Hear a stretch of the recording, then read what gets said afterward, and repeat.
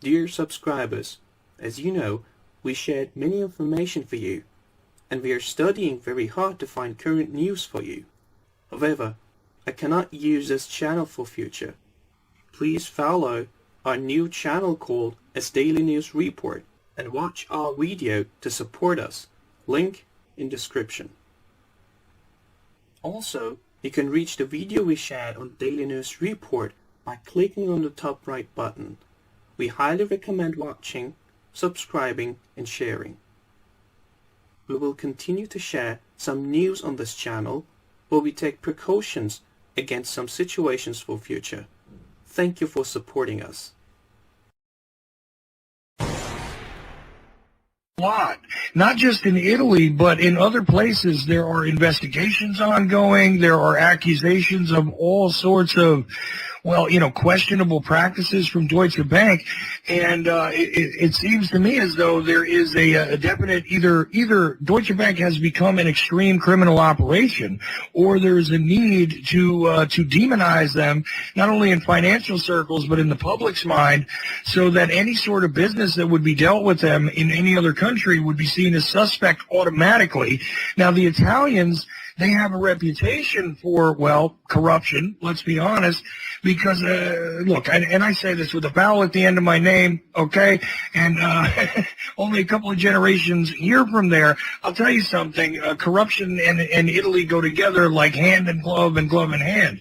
It's just that simple, because the government often ends up being weak and bought off. Now, I don't know if that prevails to this day, but I mean, it used to take you months to get a letter from Italy, all right? It's very simple.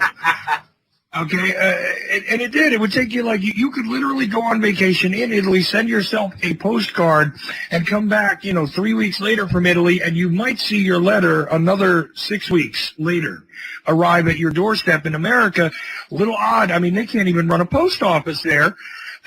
That's the way it used to be. Okay, so, Italy has its own history where, you can see them having problems and collapsing, and usually through self-inflicted wounds.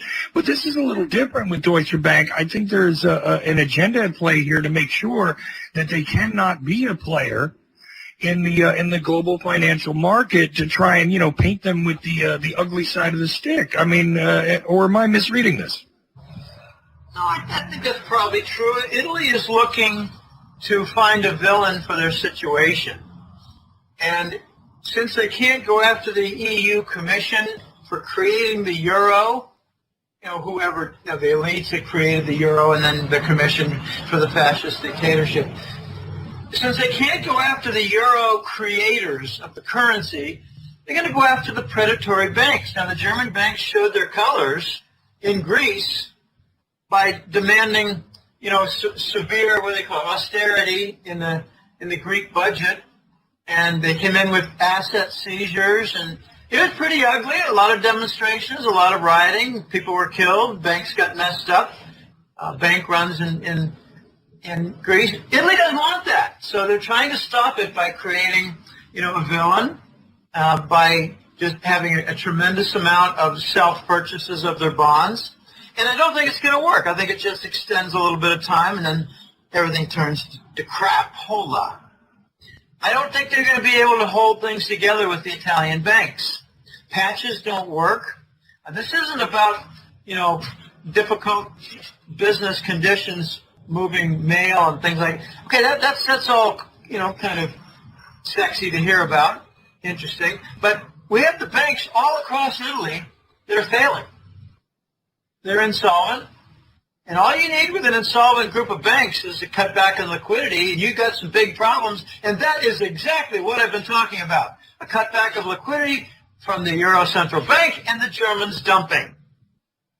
Okay, you got your illiquidity right at the doorstep when insolvency's been there for 3 years. That's my assessment of Italy. Well, right, but the insolvency, the reason why I mentioned the operations of government is that when you talk about anybody who would have had oversight over any of these financial dealings, forget it. It's not part of the culture there. There's always something bought off, and I'm wondering who's really running this, and is this an engineered collapse? Because when this does finally go completely south, what kind of pressure is that going to create in the EU? We know that, Italy will have to suffer through something, but that'll change the landscape, won't it? I mean, because it's a significant partner in the EU. So what are we talking about as results here when this does finally blow up in, somebody's face? Well, they're not trying to engineer a collapse of Italy.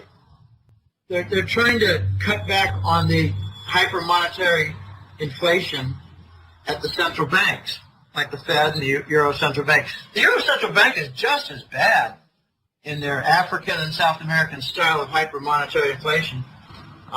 They're equal. They're equal villains. It's not going well. The problem is that the major central banks want to cut back, and they don't want the damage from their cutbacks. But they won't be able to avoid it. The U.S. is going to get a recession. We already got a recession. We're in our 9th straight year of the recession. Yeah, I was going to say, when did it end? What do you mean we're going to get? We already got, right? Yeah, well, what you're going to get is a aggravated recession. Ah, there's the term.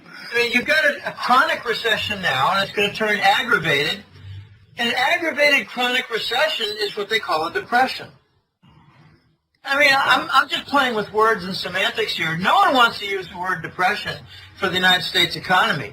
They don't even like much the recession. It's a sluggish recovery. If you're at minus 3% on your growth, that's a sluggish growth. Oh, really?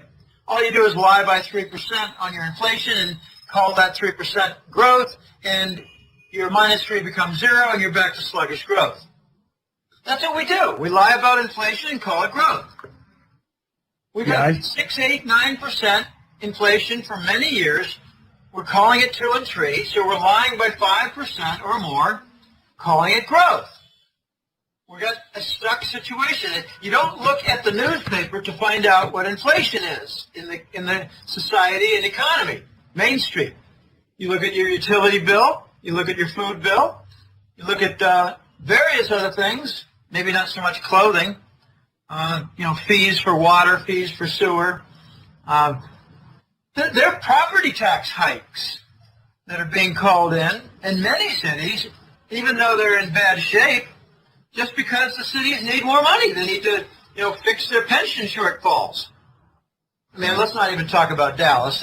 That's a completely different situation. But Italy is going down, and they're looking for someone to attach, like fingernails in the neck and shoulder. Just attach. While they're going down, maybe they can drag down Deutsche Bank. If you see the Italian banks go down like 2 or 3, then it's 6, you're going to see some German banks dead. You're going to see some French banks dead. There's more French bank exposure to Italian debt than there is German bank exposure. That's very little known fact. This is the kind of stuff I put in the hat trick letter, with charts showing, oh, look at that. The biggest bar there is France. The next one is Germany. Wow. France has more Italian debt exposure. I like putting in charts to make them, not just pretty pictures, but tell the story in a way that, you can recall an image in your head 6 months later. So, yeah, I saw that bar chart. France was number 1. This is going to, I just don't know when, but it's going to blow in Italy. It's going to blow. Yeah, well, it has to. I mean, it's just, it's kind of inevitable at this point. And it makes it even far more interesting to me that, you have the Brexit situation, okay, and the threats of other exits. I don't know if that would really change the ultimate outcome here if we have a collapse which leads to, a banking collapse, let's just say, in Italy that leads to consequences in France, consequences in Germany. I don't know that that's going to give anybody a shield, even if they try to exit at this point, which takes a couple of years to do. I don't think that that's going to shield anybody from the fallout. Now, what's fascinating to me is that it's going to have an effect on the U.S. as well, too. Yeah, well, what I have not addressed yet is what happens to Italy if these things happen. What happens if you have some bank woes one or two banks go down. We know the candidates. What happens if they take down 5 banks and cause a contagion in France and Germany? I'll tell you what's going to happen. There's going to be a radical movement inside Italy to abandon the euro, go to the old lira, and move perhaps around 2/3 of their debt, whatever is legal, pre-EU debt in Italy can move back to the lira.